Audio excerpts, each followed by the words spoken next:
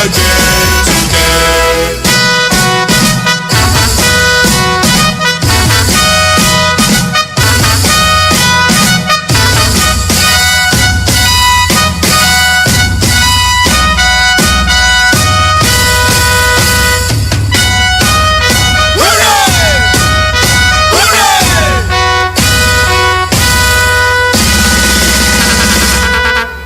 Yeah, Enyimba are in the group stages of the CAF Confederation Cup. Yesterday played against fellow Nigerian side, and although they lost the encounter 1-0 at the end of regulation time, but because they won their first leg 1-0, it was 1-1 on aggregate, and then it went to penalties. Enyimba triumph 5-4.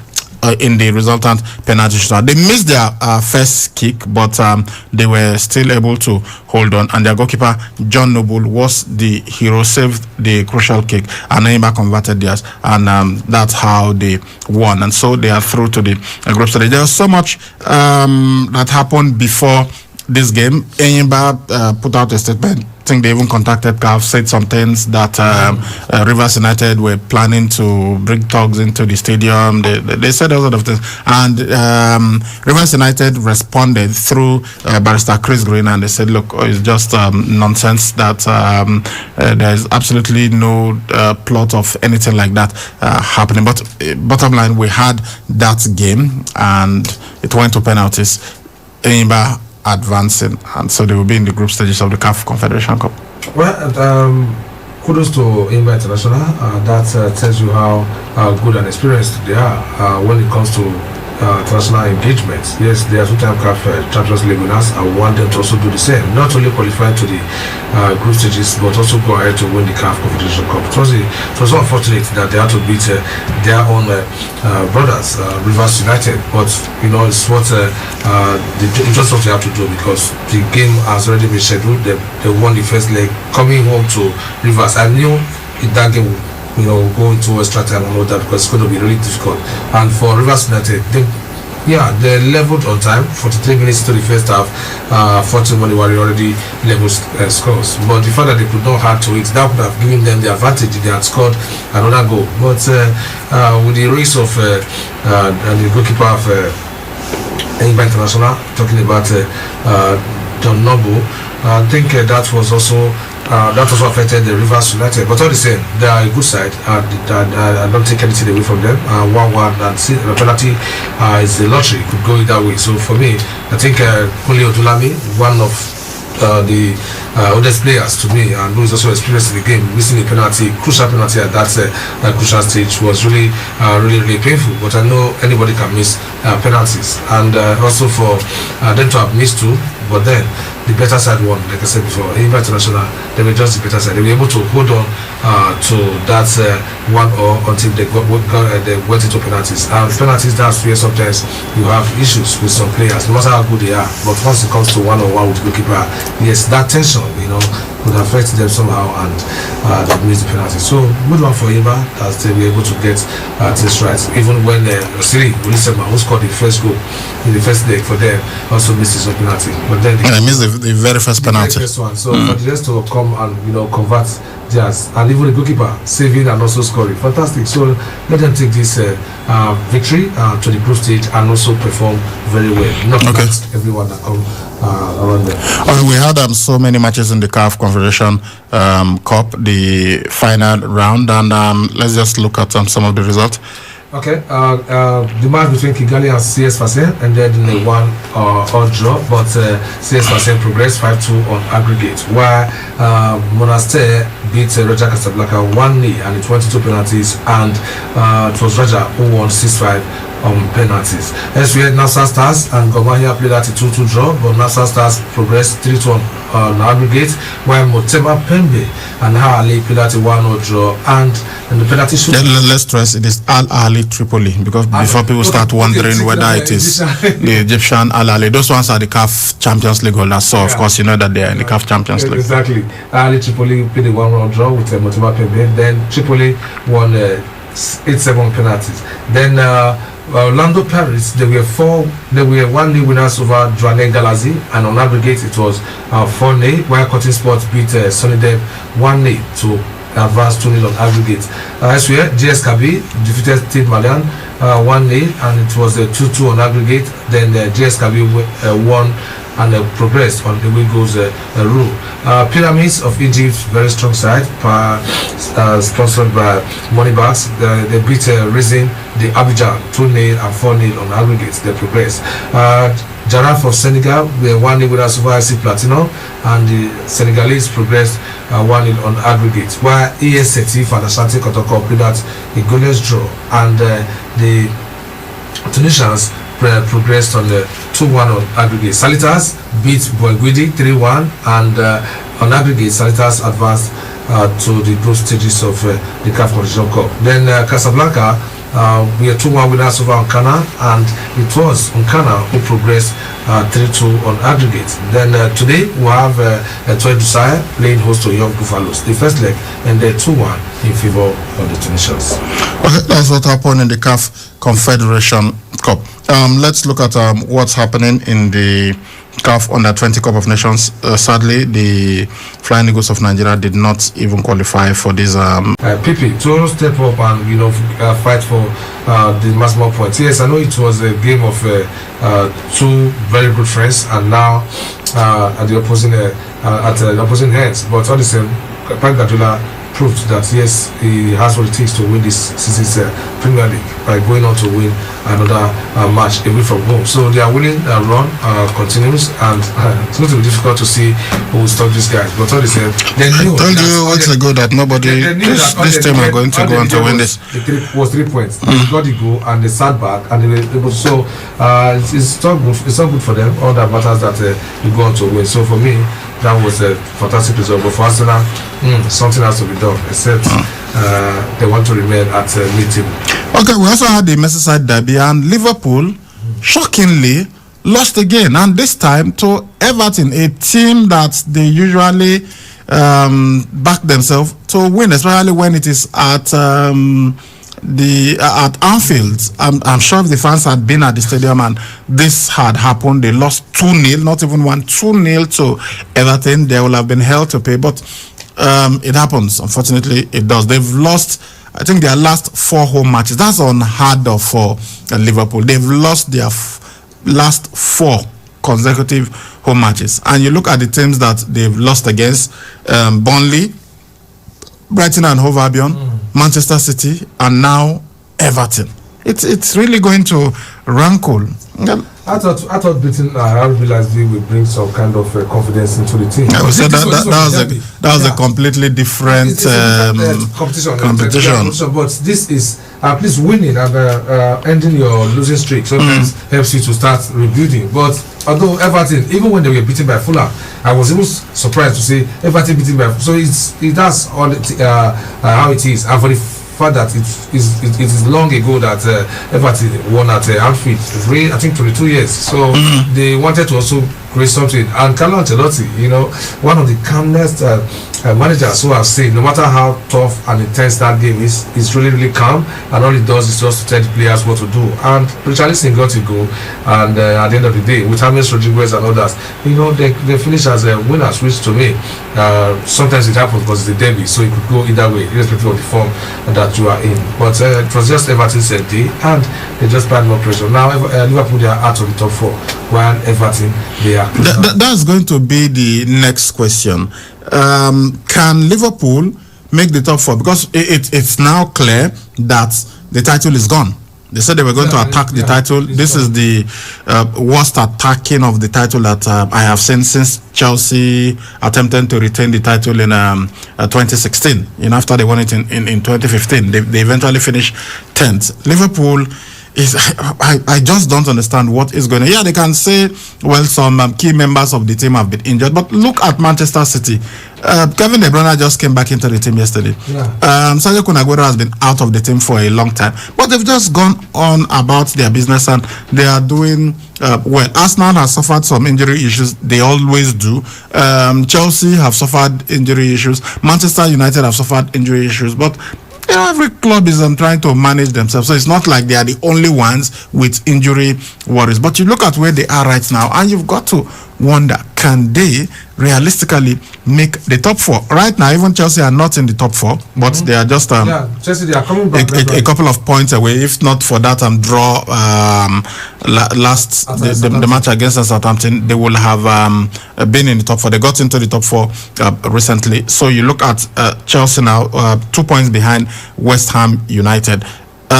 Liverpool are on 40 points after they've played 25 matches. They are 3 points behind Chelsea and 5 points behind West Ham United. I don't know if they can even catch Leicester City, who are on 49, or Manchester United, who are on 49. And you look at Everton, who beats them. They are on the same number of points, and Everton have even played a game less. So if Everton win their outstanding game on Liverpool, they'll be on 46 points, and then they'll 43 points. They will be ahead of Liverpool. And Liverpool have also got to watch their back, because Aston Villa, they've played 23 matches and they are on 36 points. Tottenham Hotspur are also not in the top 4 right now. So realistically, you've got to be worried if you are a Liverpool fan.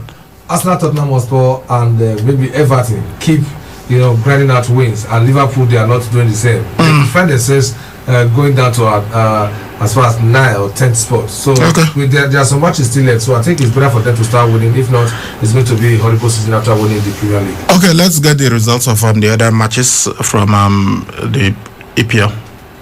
Okay, we have started on Saturday, where Wolverhampton Wanderers beat Leeds United 1-0. Then on Saturday, that was on Friday. It started on Friday. Yeah. Then on Saturday, Burnley and West Bromwich Albion played at a goalless draw. Liverpool, like we told you, were beaten by Everton 2-0. Fulham enjoyed a 1-0 win over Sheffield United, with Ademola Lookman getting the winning goal. West Ham United were 2-1 winners over Tottenham Hotspur. And then Aston Villa at the Villa Park were beaten by Leicester City 2-1. Then Manchester United we are 3-1 winners over Newcastle United at Old Trafford. So tonight, the only match remaining will be between Brighton and Hove Albion and Crystal Palace. Okay, let's go to the Italian Serie A, and this is because of one of our players. Nigerians in the last couple of weeks have been doing well, but sadly, over the weekend, Semi Ajayi, he got sent off in their game against Brighton and Hove Albion, but they almost won that game even in his absence. They played out a goalless draw. However, for one Nigerian that we are really hoping will be the new Rashidi Ekini, is going to really turn things around in terms of goal scoring and everything. Unfortunately, it's been a horrible season for Victor Osimhen. When he transferred from Lille to Napoli, we thought, okay, this is good. I personally would have wanted him to go elsewhere and not things have just not quite worked out for him. It began when he came to play in that match against Sierra Leone. Scored in that encounter, but unfortunately, he got injured. And it was after that injury that I was at the stadium. Then I even feared it was. I thought the way, who was that? Was it Ola Aina? No, Ola Aina did not play that game. One of the, was it Joe Haribo now?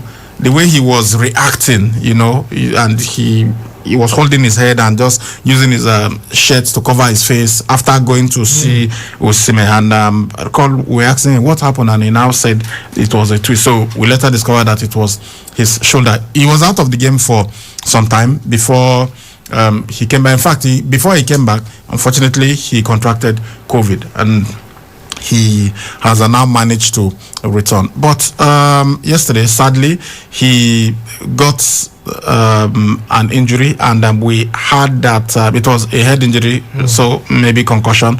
We had that he lost consciousness. He was taken to hospital. But guys, the good thing now is that they said he's stable and he's responding to treatment, so he's conscious now. But it hasn't been the best of times for Victor Osimhen. Yeah, it hasn't, honestly, because we expected him to hit the ground running, and he renewed Diego Maradona Stadium right there in Napoli. But things have not been working out. 2 goals since he joined them. I understand it was because of the shoulder injury, then the COVID-19 stuff and all that.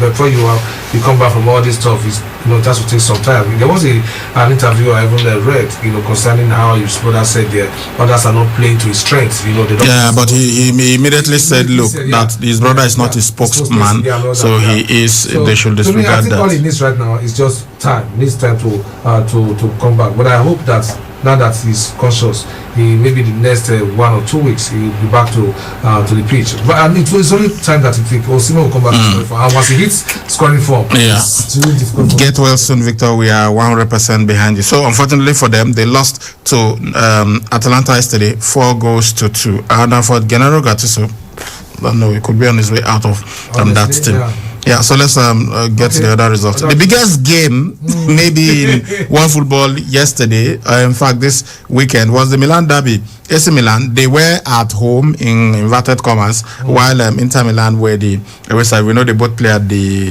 San Siro. But if there are any doubts about Inter Milan, maybe they were dispersed yesterday. Lautaro Martinez and Romelu Lukaku, those guys, their combination is fire. They won 3-0. Yeah. Zlatan could not help his team. Yeah, I think when I saw it, I said this is a repeat of the Coppa Italia, where Zlatan got sort of. But Inter won, and it looked like they could go on to win this title, because last time they met, where they were first and second. That was a very long time, and it was AC who won that match 3-0, and they went to win the title. This could be also the time for Inter, but who knows?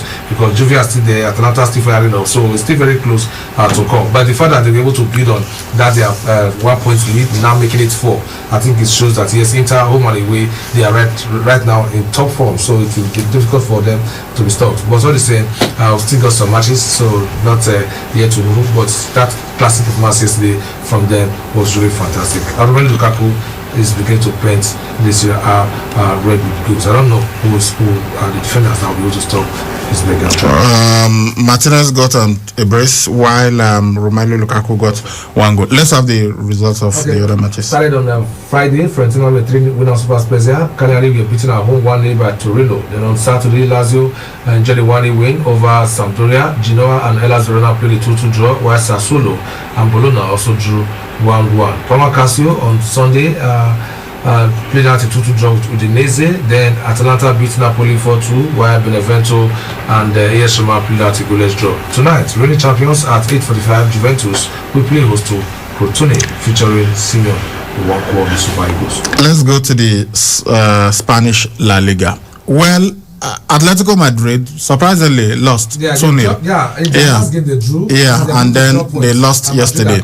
But Barcelona were unable to take advantage. They were held to a 100 at home by Cadiz. That Cadiz, they seem to be a very good side. I think they did not beat Real Madrid, and also had some issues with Atletico Madrid. But anyway, Real Madrid, at least on their part, they got a win. So it looks like they were the only one that benefited this weekend. So they've now cut the lead of Atletico Madrid to 3 points, although they've played a game more. But let's get the results of the other matches that are played. All right, on Friday, Real Betis beat Itafe 1-0. Then on Saturday, Elche defeated Eibar 1-0. Atletico Madrid, like we told you, were beaten at home by Levante 2-0. Valencia at the Mestalla defeated Celta Vigo 2-0. Real Valladolid at home were beaten by Real Madrid 1-0, scored by Casemiro. Then Sunday, like we told you, Barcelona failed to beat Cadiz. That game ended 1-1. Real Sociedad,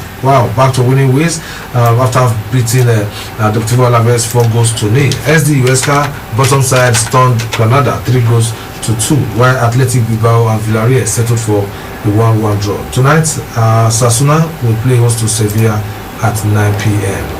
Okay, let's look at the Bundesliga. Okay. Yeah, the German Bundesliga started on Friday. Amina Bielefeld at home were beaten by Wolfsburg 3-0. On Saturday, SC Cologne lost 1-0 to Stuttgart. Borussia Mönchengladbach at home also were beaten 2-1 by visiting Mainz 05.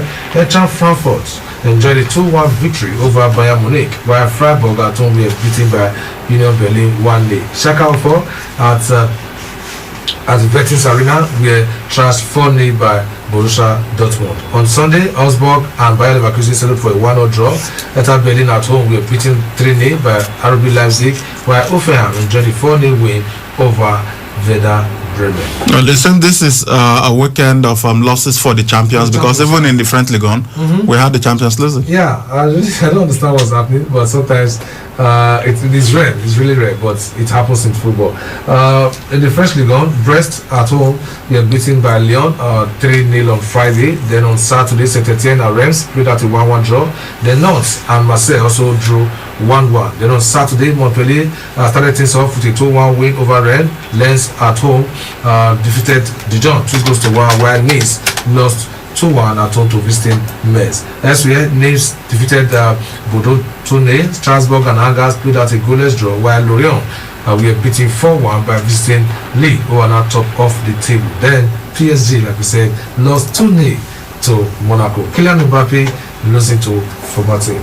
These are the results from the French Ligue 1 and the rest of the leagues.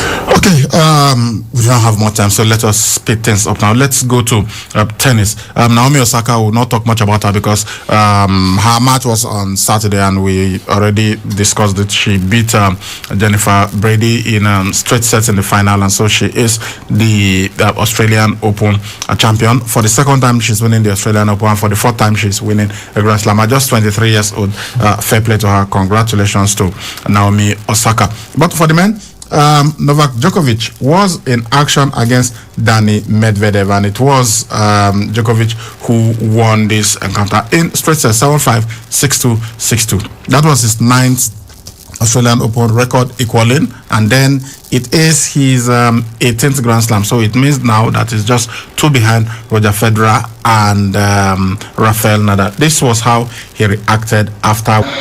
In the last month or so, with tennis players coming to Australia, but I think when we draw a line, in the end, it was a successful tournament for organizers. I want to congratulate the head of Tennis Australia, Craig Tiley, for making an effort.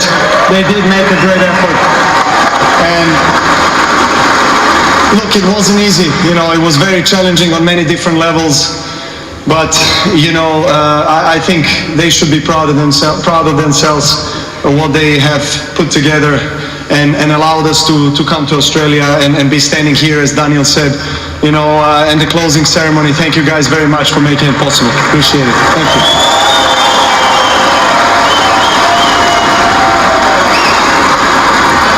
That was Novak Djokovic in his post-match interview after winning the Australian Open 2021. His 9th title down under and his 18th Grand Slam. So congratulations to the Joker. All right, let's go to the UFC. Unfortunately, we do not have time to give you the results of all the fights that happened at UFC Fight Night over the weekend. But the big one, the heavyweight clash, was Derek the Black Beast Lewis taking on Curtis the Razor Blades, and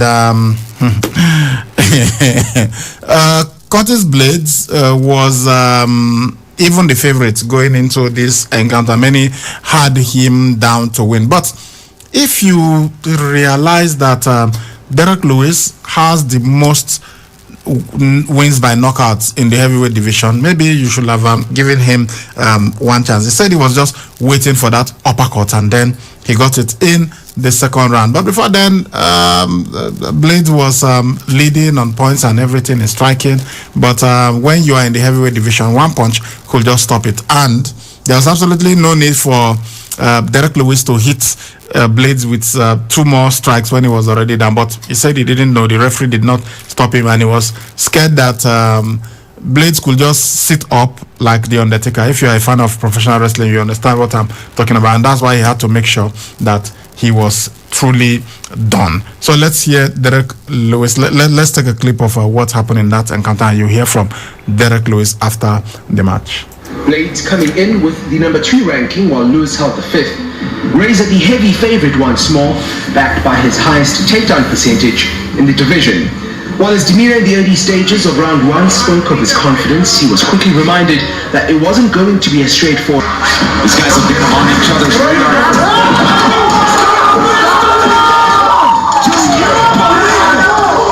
Lewis with a knockout!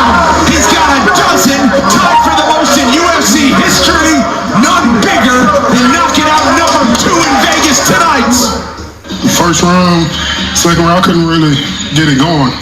Even in warm-ups, I couldn't get my body going. So I felt dead out there. That was the only punch I was waiting for the whole fight. So I knew he was going to come in, either the uppercut or the knee was going to land. So that's all I was waiting on. I didn't care about throwing a 1-2 or jab or anything. I heard John Jones is coming up, so ain't no, it make no sense for me to say that I'm going to fight for the title.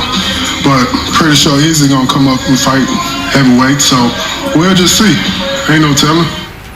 The Izzy is talking about is, of course, Nigeria's Israel Adesanya. He is now in the light heavyweights, although we don't know how long he will stay there. You know, he is the middleweight champion, but he's going to challenge Jan Blachowicz at UFC 259 in the light heavyweight. Jan Blachowicz is the champion, so Izzy wants that title. But Derek Lewis seems to believe that Izzy will eventually go to heavyweight, and I've had Izzy say it that one day he could go to heavyweight. John Jones, who he has been calling out, has now moved to heavyweight, so maybe when he's done with the light heavyweight, Izzy will be going up to heavyweight. All right, so that's what happened in the heavyweight of UFC fight night.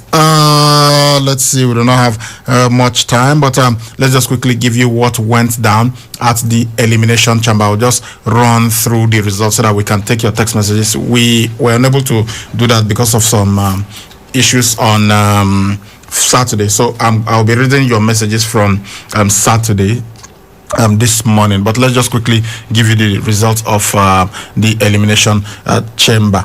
So it was announced that Kit Lee was unable to compete in the triple threat match for the WWE I think it was the United States Championship. So then we now had a fatal four-way to determine who is going to replace him. Mustafa Ali, Ricochet, Elias, and John Morrison. Eventually, it was John Morrison who won this encounter. Then we had the elimination chamber. This was to determine the Universal Championship on SmackDown, and we had Cesario and Daniel Bryan beginning this. Then there were also Sami Zayn. There was also Kevin Owens and Kevin Owens, Sami Zayn, and some other guys in this encounter. But eventually, it was Daniel Bryan who got the win. He hit the running knee on Cesario and then got that win. So Daniel Bryan won the elimination chamber, and so he qualified to take on Roman Reigns for the Universal Championship. But Roman Reigns won this fight against Daniel Bryan easily because Daniel Bryan had already been in a hell of a fight. So Roman Reigns was able to choke him with the guillotine choke, and then he won and retained his title. But as he was celebrating, out of nowhere, Edge came and hit him with a spear. So it seems like Edge has made his decision, and that means he will be taking on Roman Reigns at WrestleMania. Had Bobby Lashley versus Riddle versus John Morrison. This was for the United States Championship, and as I told you, John Morrison won the fatal four-way for this. Eventually, just to give you the result, it was Riddle who won this fight, and so Riddle is the new WWE United States champion. We also had Shayna Baszler and Nia Jax, the defending champions. They defended their title against Sasha Banks and Bianca Belair. That's the tag team championship. Shayna Baszler and Nia Jax retained their title. Finally, we had the elimination chamber for the WWE Championship. Drew McIntyre defended his title against AJ Styles, Sheamus, Kofi Kingston, and then Randy Orton and Jeff Hardy were also part of this encounter. After all the eliminations, back and forth, eventually we had Drew McIntyre in the ring with AJ Styles. So after he beat AJ Styles and retained his title, unfortunately for him, out of nowhere as he was celebrating, Bobby Lashley came and attacked him viciously, and suddenly The Miz, who is the Money in the Bank contract holder, he came in and he cashed in his Money in the Bank. And that is even the whole idea of Money in the Bank. You cash in where your opponent is vulnerable. And so The Miz was able to do this, and he won, cashed in his Money in the Bank contract. And so The Miz is the new WWE champion. He beat John Morris, beat Drew McIntyre by cashing in his Money in the Bank contract. Guys, I'm sorry, I know I promised you that we'll be taking your messages, but Father Time has caught up with us. It catches up with everybody. So, sorry, we'll do this in the evening. We're not going to delete your messages. We'll take them and when we come in the evening. So, for now, we need to blow the final whistle. It feels incredible to have fans. I played the last Grand Slam without fans. To have this energy means a lot. I'm taking it in sections. Right now, I'm trying to go for 5. After 5, I will think about maybe dividing the 10. So maybe 7 or 8. I know that the people that I'm playing against are the best players in the world. And if my time comes to win another one, I will grab it. 4-time Grand Slam champion Naomi Osaka reacting to a straight set victory over American gentleman Brady in the Australian Open final on Saturday. And that's the final whistle on Sports Fiesta this morning. That's our package. We'll see you at 4 p.m. This time we'll be talking football only on the show that we call Balls of Fire. Thank you very much for listening to us. My name is Sali Ibrahim. I've been doing this with Egosa Aigbeka. Please stay tuned for KU News updates coming up at 9 a.m. Bye-bye.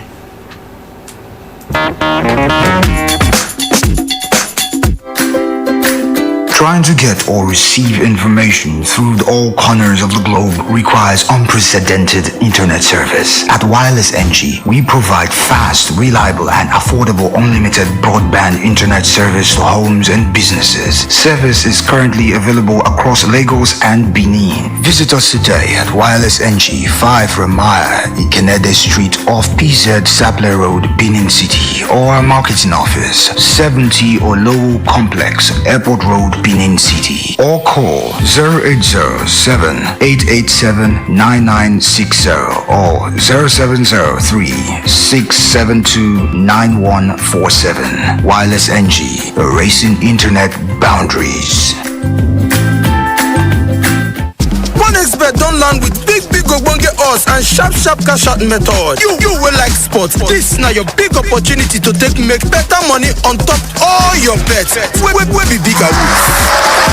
My Naija people, I beg, make una no sleep on this one. Make you rush now.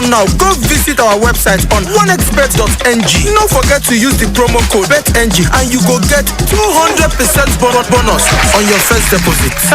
OneXBet, bet wey dey for everybody. Come see for yourself, oh. This no be the one you go take only ear here, oh. You must take your eyes see so that you self go enjoy wetin other people they enjoy. Uyi Technica, the generator headquarter where they make everybody enjoy generators of all sizes and models for affordable price. Whether not the small one for barber shop or I been a big Perkins generator for factory and big building. Uyi Technica, the place for generators, spare parts, grinding machine, pepper mill, and others. Mention the name and size of generator where you want. Bakam Uyi Technica get them for the kind of money where they your pocket. Bakam Uyi Technica get them. Come take your eyes see for the generator headquarters. Uyi Technica, 7981 and 83 Mission Road, Benin City, and all other Uyi Technical branches. Uyi Technica, affordable products for everybody jollification. Vacancy.